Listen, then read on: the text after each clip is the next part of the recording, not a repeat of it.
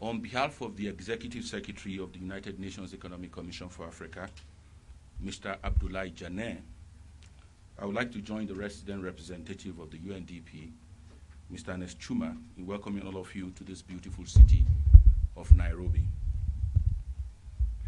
This is the second meeting we are holding in Nairobi on the AGR 3 project. The first was in November last year, when we had a technical workshop for national research institutions and the UNDP focal points on the AGR project. The second is what we're holding now.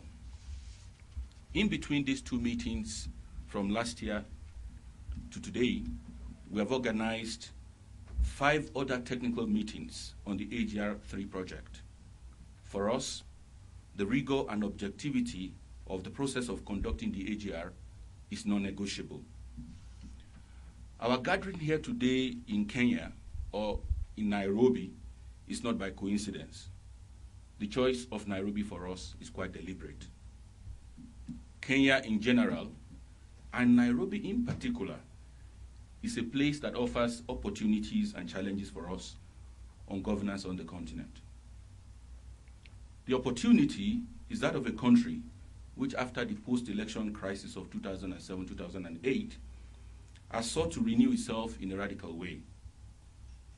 Kenya has enacted a new constitution, which I call the People's Constitution for itself.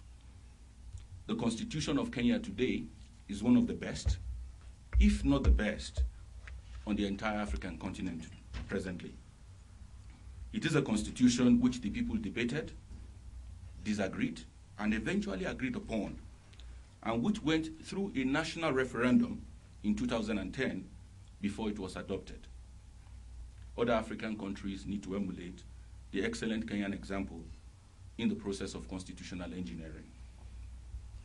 Also, Kenya has radically reformed its electoral infrastructure. The Electoral Commission in 2007-2008 was a very controversial institution. Today, that commission is one of the most credible and trusted institutions in Kenya today. I'm happy that the chair of the IIEC is able to join us here today.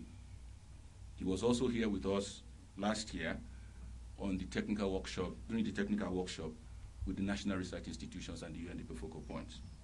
And that itself shows his commitment to the electoral process in this country. If you tune to the local TV stations in Kenya presently, you are likely to witness what I call the gradual Kenyan electoral revolution.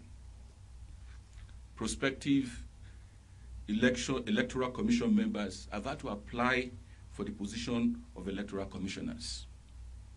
They have been shortlisted, and currently they are being interviewed. The interviews are being televised live on Kenyan television. This is a radical innovation in the selection of top election management personnel.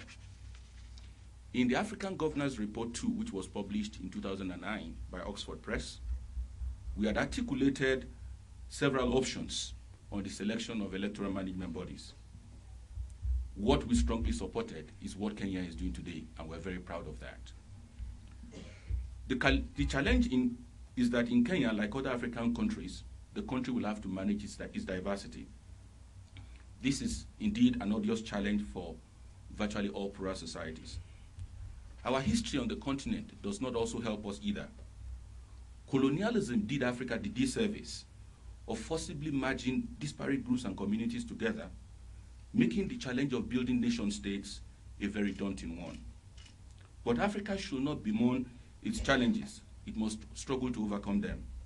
We are here today to assist our continent in our modest way in reshaping its future and developing alternative paths for the future, especially on how we can use our electoral system to manage our diversity without compromising the basic tenets of elections, which are the freeness, fairness, and transparency of elections. The recent events in North Africa remind us that we have no other choice than to allow the voice and vote of the people to count. Where the votes of the people do not count, the consequences can be there.